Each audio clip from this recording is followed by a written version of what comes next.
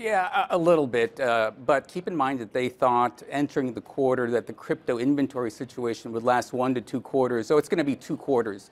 So not too bad there. What we saw this morning is that data center, which can be lumpy, that's also weaker than expected, and the new product called Turing for the gaming market is not being adopted as quickly as possible. So you got a factor dynamic here that probably takes us into the second half before we see kind of a resumption of growth. I'm actually going to ask you the same question that I asked the Caterpillar analyst, and that's because semiconductors as a group have really risen off those December 24th lows. They're up something like 20% on the SMH since then. So at this point, given what we heard from Intel, given what we're hearing from Nvidia, should we be re-rating the sector across the board?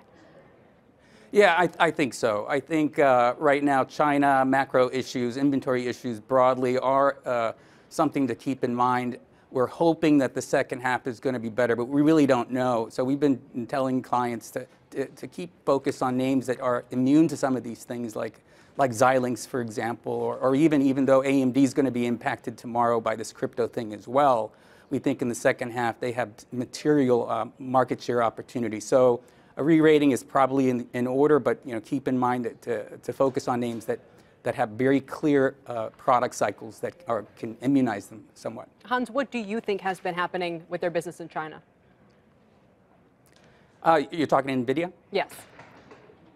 Well, everything is tough. They have a business that, from a demand perspective, I think China was probably weaker than expected for the Chinese New Year. Inventories in the channel of this mainstream Pascal GPU product have not been relieved. It's probably going to take another quarter. So it's just a good old-fashioned inventory dynamic that's made worse with the China trade tensions. And so 2 more quarters of pain.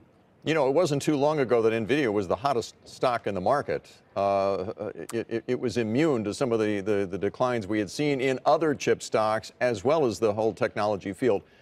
What happened? Did the market get it wrong? I'm sort of asking the same question I asked Ann a little while ago. Did the market over-guesstimate what this company was able to deliver as they were pushing it ever higher and higher a couple of years ago?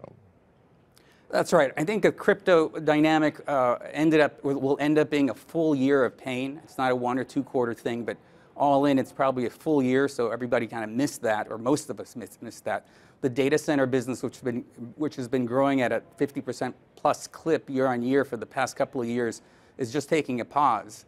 And then you add insult to injury with the new Turing product, which is okay, but it's not, relatively speaking, as good as the last product from a couple of years ago on a sequential basis. So you got a number of factors here, and I think management is taking some credibility hit here as well, as they indicated that they understood the dynamic in the channel, and they don't.